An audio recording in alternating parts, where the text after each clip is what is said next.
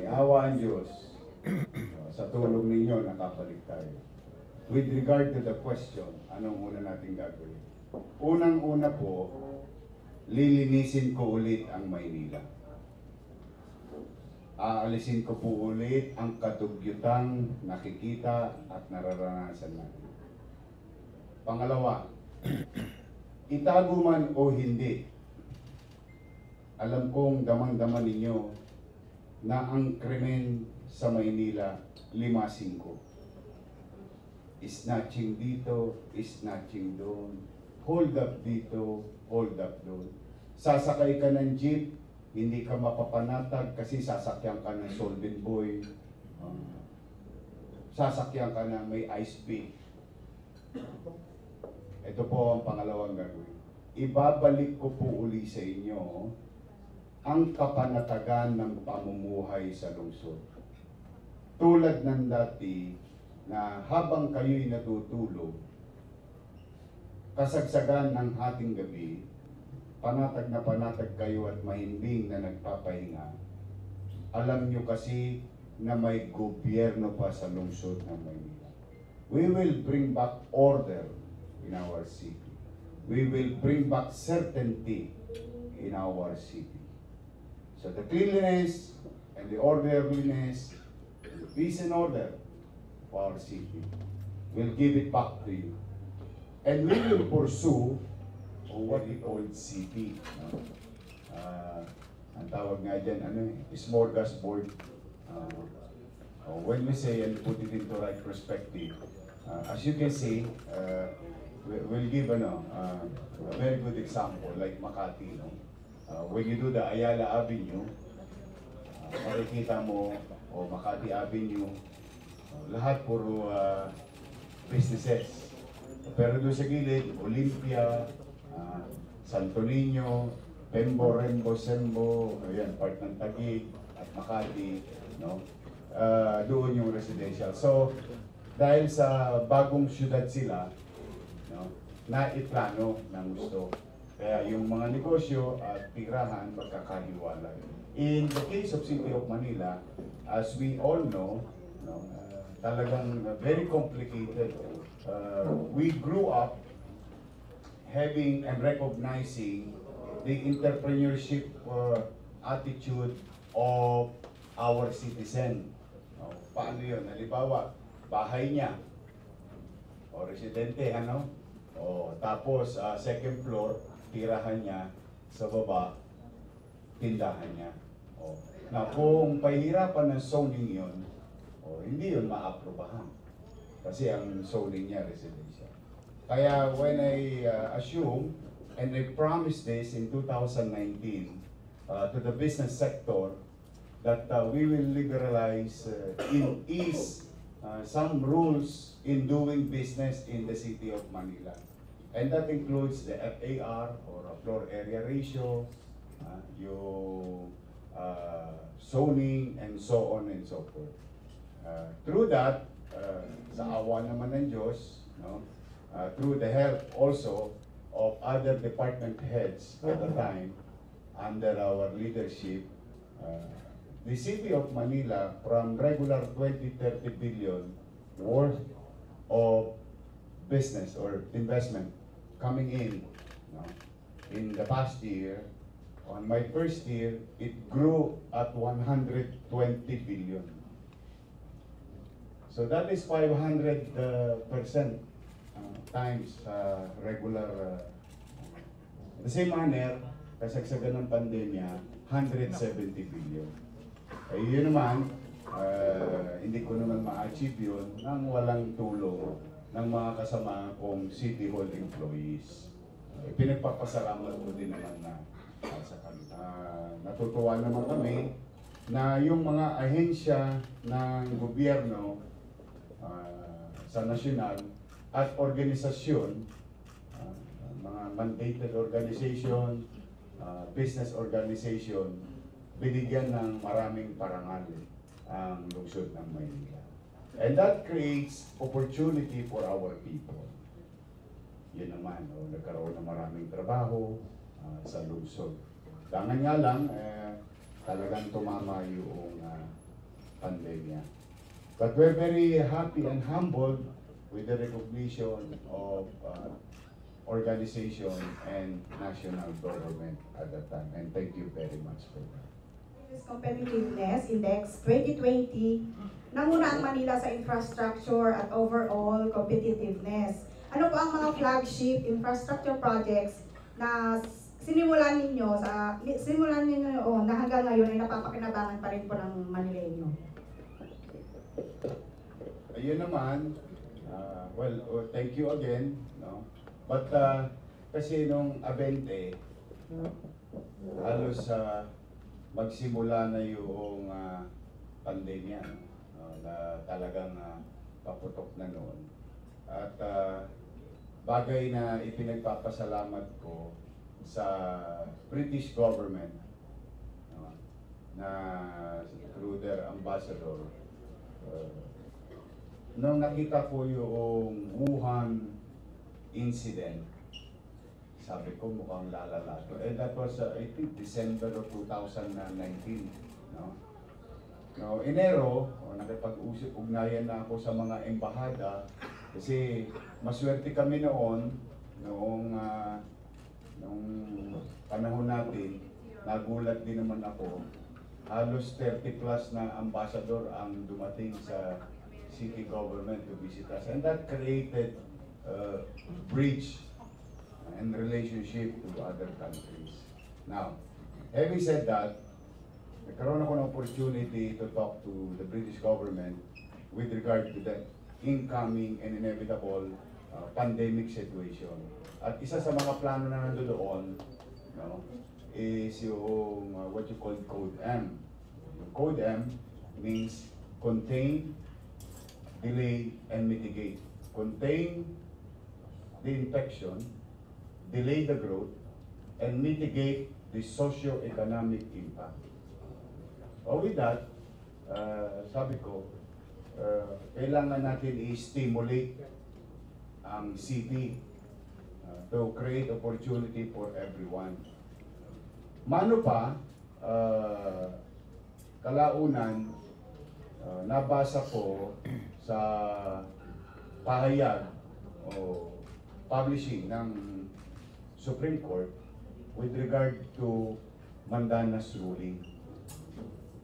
That Mandanas ruling created a windfall of resources to all LGU, most LGU. No?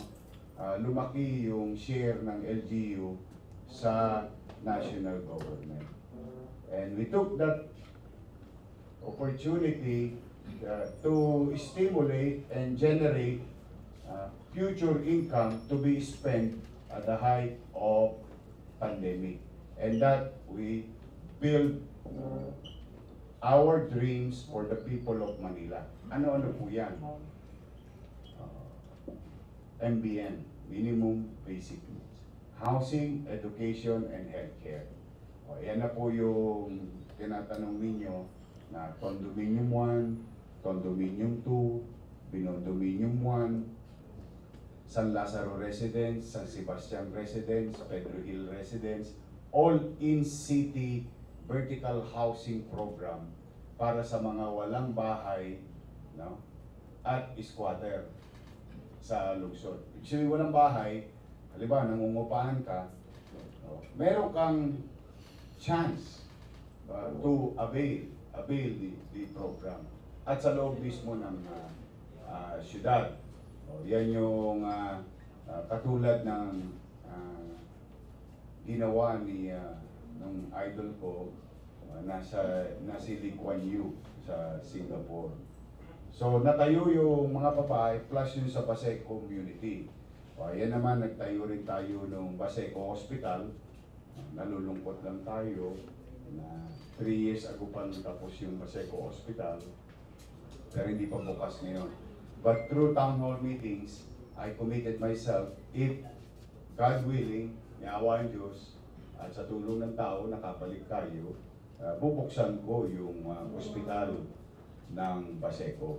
Diyan din natatag yung bagong ospital ng Maynila, yung 10-story, fully air-conditioned public Hospital, na itatag din yung Manila Science High School, Magsaysay High School, Albert Elementary School, Rosauro Almario Elementary School. Mamukat-mukat mo pa, no, na nataon, no, talagang pagka naplano mo na maayos talagang yung future, yung katulad ng tanong mo, na hanggang ngayon ay napapakinabangan. Tingnan po ninyo, nung araw, nagka-cancel tayo ng klase dahil sa ulan. Ngayon, malala na sitwasyon. Nagka-cancel na tayo ng klase dahil sa init. Yung ginawa natin mga paaralan, no, lahat air condition. Manila Science. So just what if, halimbawa lang, yung 100 plus na eskwelahan sa Maynila na pag pinapatakbo ng pamahalang lungsod ay fully air condition. Baka Maynila lang ang may klase kahit tag-init kasi yung malamig sa loob ng paaralan. Yun yung mga aspiration natin. Yun yung mga pangarap ko para sa mga anak na mga nanay, tatay, at apo, apo ng mga lolo't lola natin na nag-aaral sa pampublikong paaralan. To make our educational system or facility to be competitive and at the same time at par with private schools. Tapos, katulad naman yung mga tinayo nating kondominyo, 42 square meter, livable space, 2 bedroom, may banyo, may kusina, may sala, na minsan, ang kwentuhan, mas malaki pa sa SMDC, o mas malaki pa sa Deca Homes, pero masaya naman ako para sa mga benepisyaryo. Napapakinabangan ba yung mga ginawa natin? Siguro po, kayo naman mga mamamahayan, siguro you can go around the city to prove of what I'm going to claim. Na ito naman, talaga pong napapakinabangan. Magpasa hanggang ngayon. Diba, imagine mo, oh boy, dati squatter ka, katulad ko. Ngayon, pipindot ka na lang ng elevator. 15th floor, please. Akit na sa taas. Kumbaga, na itaas mo yung antas ng pamumuhay ng ating mga mamamayan. Bagay naman na ipinagpapasalamat ko rin sa mga taga-Maynila na nabigyan ako ng pagkakataon na maging alkalde ng ating lungsod. Philippine Chamber of Commerce and Industry, yung Manila bilang most business-friendly local government unit. Ano po yung pinakamalaking hamon na inyong hinarap sa pagsiguro na ma-achieve yun? And paano nyo po ito na-resolve kayo? Digitation. Lobat ah. Thank you, pare. Well, kung maalala niyo yung Go Manila, yung Go Manila, in fact, binigyan pa ng pagkilala yon sa Bloomberg competition sa buong mundo. Yung Go Manila kasi, nataon naman, nagkaroon ng pandemya, but it was done before pandemic, upon assumption of office after creating WOS, or one-stop shop, wherein ang taong bayan nakababayad with ease without human intervention via online. At yun ang naging modelo ng mga ibang LGU, yung online payment. No? At yun, kasama doon ang business, pamilyar, and all other regulatory fees na binabayaran ng taong bayan sa paghahanap buhay nila o mga transaksyon nila sa gobyerno. So, siguro na nakita ng organisasyon na ito yung tamang way to limit the possible discretion ng mga individuals. So, yun naman. Salamat sa mga empleyado ng mga taga-lungsod kasi totoo, may mga challenges yun. If you're dealing with institutionalized individual, no, mahirap talaga makumbinsi na magbago. Pero, bago naman, awa ng Diyos, nakiisa naman. Kaya napagtagumpayan namin i-launch yung Go Manila as an app for every citizen of the city and at the same time for any taxpayer of the city. Thank you, sir. Salamat. Felix Laban, DZL. Tungkol sa diesel. Ang Manila po ay tumanggap ng maraming parangal noong po taong 2021 Digital Governance Award kabilang na Best Customer Empowerment at Best in LGU Empowerment. Paano po ito nakatulong ang digital initiative tulad ng Go Manila App sa pagpapabuti sa serbisyo sa lungsod at ano pong mga plano ninyo sa digital governance na to? Napapansin ko sa inyo, parang research kayo. Mukhang ginugol nyo na ako. Manila Press yun eh. Hindi. Yung... Kasi, naawa ko sa... Okay, I'll put it in right perspective. There is about 371,000 RPUs at the time. RPUs, ibig sabihin, real property units. Ano-ano po yan? Halimbawa, komersyo, residential, condominium, townhouse, subdivision, and so on and so forth. So, real property units. And there is about almost 60,000 businesses in the city of Manila. Let's do the 1:1. Isang lote, isang may-ari. Isang lote, isang may-ari. So, if you do the maximum, there is about 371,000 individual alone, for real property tax alone, will go to City Hall in a year. Ba't ka naman hindi maawa sa mga taxpayer? Nagbabayad na sila ng buwis. Tapos pipila ng mahaba, maghapon, walang maparkingan, mahaba, marami kang kinakausap na window 1, window 2, window 3, nagkandawindang-windang na yung isip ng utaw dahil hirap na hirap siya, magbabayad na siya ng buwis, nahihirapan pa siya. Yung pagbabayad niya ng buwis, tulong niya yun sa pamahalaan. So sa akin, no, bilang pangunawa, pagpapahalaga sa mga taxpayer, that's why we created an online payment. And that goes also to 60,000 businesses who will renew their business permit. Magbabayad din yun ng mga buwis o regulatory fees. So at the very least that we can do, thank you.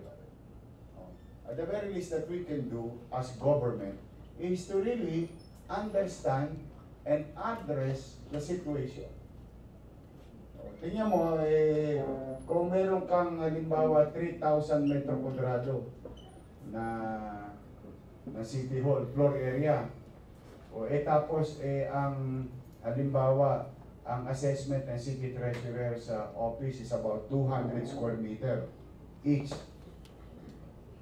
How can you fit 371,000 divided by the 365 days, most likely 1,200 taxpayer every day.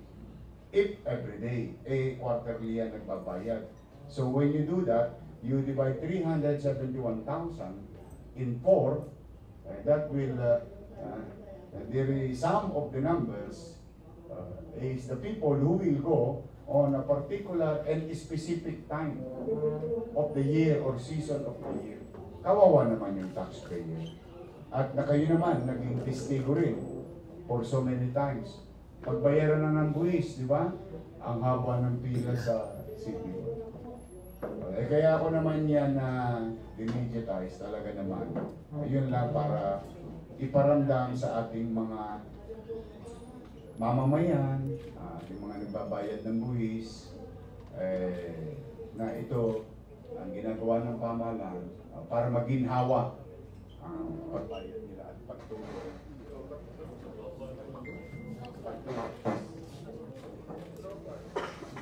Kulang ata sa baterya mo. Ang nila, ang transaksyon sa sila. At mababawasan ang posibilidad na matulong din sila sa City Hall. Ayun. We will make sure that every cent goes to the city coffers. Next question, Madeline Julian. Hi sir, Sir Mans po from Net25. Sir, nung una kang umupo, nung 2019. 2019. Opo. Sir, ang una mong tinarget talaga, linisin yung Divisoria. Ngayon, ibang ang layo ng itsura ng Divisoria. Pag nanalo po kayo, anong plano mo sir? Ano yung number 1 priority mo? Alam nyo, nalulungkot din ako. Kaya kasama ko si Chi.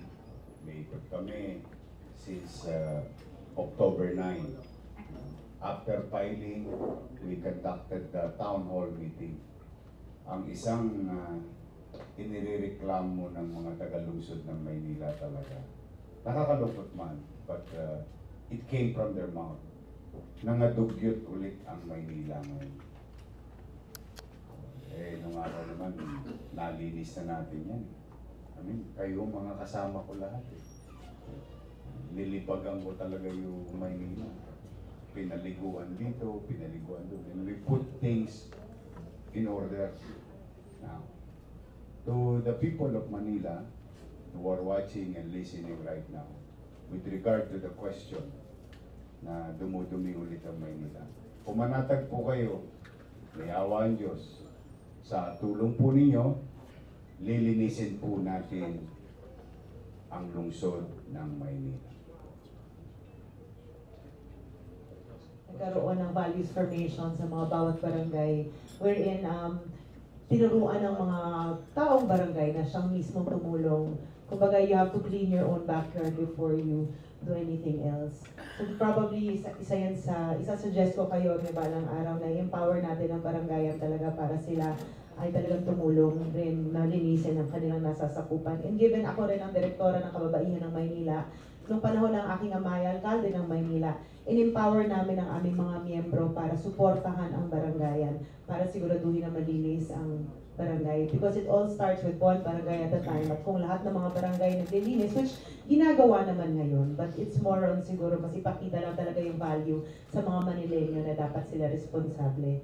Ngayon, doon naman sa next question, which is priority, livelihood. Kanina minention ni Yorm na minimum basic needs nga ang priority natin. Pero ang ambag ko pagdating naman sa aming tambalan is livelihood, because given that ang Kababaihan ng Maynila, organisasyon na 40 years na gumagana, ang main thrust namin is to provide livelihood training para sa mga Manileño. At para sa akin, sa paglilibot ko sa Pilipinas, no, isang broadcast journalist, paglilibot ko sa Maynila, nakita ko ang solusyon talaga sa kahirapan is mas agresibong mga proyekto at programa na nakatuon sa livelihood and employment ng mga Manileño.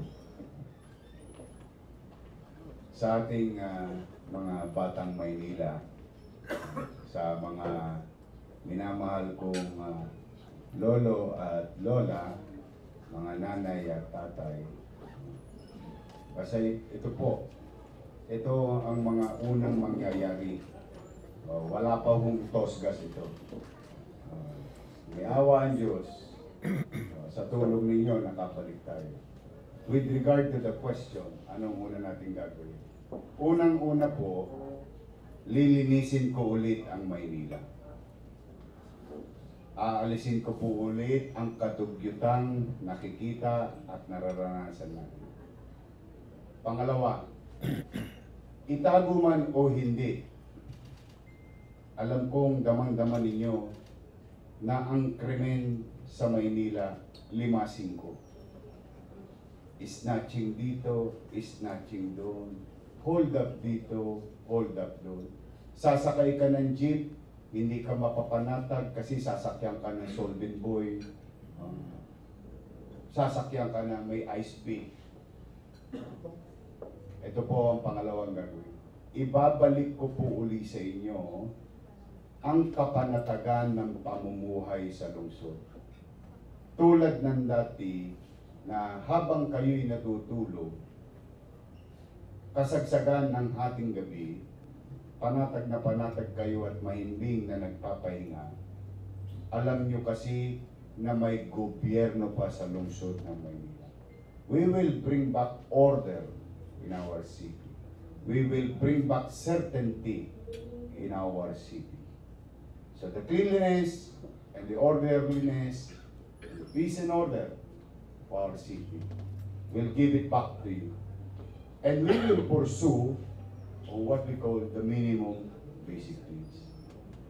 Ipagpapatuloy po natin yung mga bagay na nasimulan na po natin. Ang pagtatatag ng kasiguruhan sa panirahan, ang ating mga ECT vertical housing. Ang mga ospital ay may gamot. Yun po, ibabalik ko po ang gamot sa health center. Ibabalik ko po ang gamot at kakailanganin ng isang pasyente sa ating mga ospital. Babait po muli ang ating mga iilang medyo konsumidong healthcare worker. Opo, pangingitiin ko po ulit sila. We will give them inspiration for us to do our job better. Yung gamot na yan, alam ko, naririnig ko rin kasi yan sa mga hinayin. Basta itutuloy natin ang eskwelahan, pabahay, gamot, doktor. At bilang panghuli sa mahabang panahon, the City of Manila will be part of the nation building.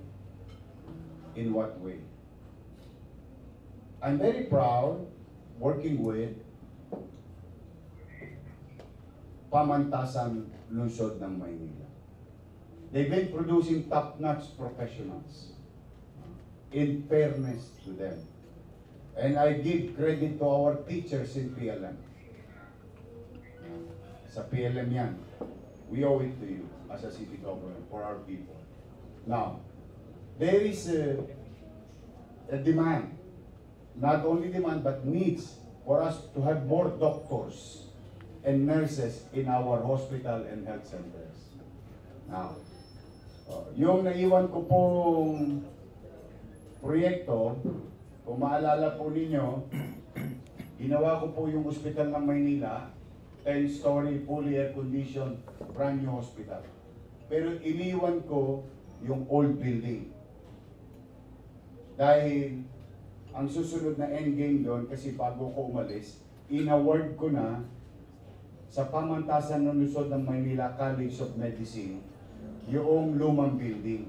Because we are going to create a space to be made available sa ating mga future doctors, nurses, and other medical practitioners in the City of Manila. The Pamantasan Lungsod ng Maynila College of Medicine School under PLM in our old building to be redesigned, no? Diyan sa tabi ng ospital. Bagay pa dahil katabi ng bagong ospital ng Maynila. So that's one. Magtatayo po tayo ng paaralan para makapag-produce ng maraming doktor, nurses, and other medical practitioners. With under the healthcare, no, yung gamot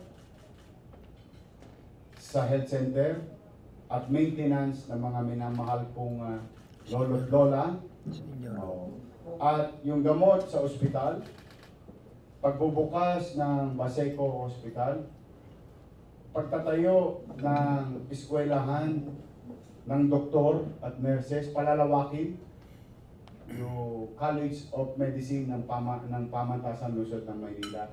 At ang isang napapansin ko rin sa pag-ikot-ikot ko sa Maynila kasama si Chief, ay yung problema sa mata ng mga taong bayan. Dahil nga marami nagkaka-diabetes, nagkaka-problema sa mata. We will try to build a special section in our medical care program, like the way it was done with our dialysis center, a specialized area for our dialysis patient. Ngayon naman magkagawa tayo yung, anong tawag nyo sa, please correct me if I'm wrong, Ophthalmologist. ophthalmology department na magpapunction, palalawakin, may makabagong equipment, and we will hire more ophthalmologists para tugunan yung mga sakit sa mata ng ating mga mamamayan. At ang madalas sa hindi dyan ay yung mga minamahal kong lolo't lola. Sa ngayon may specialty division tayo for the eye.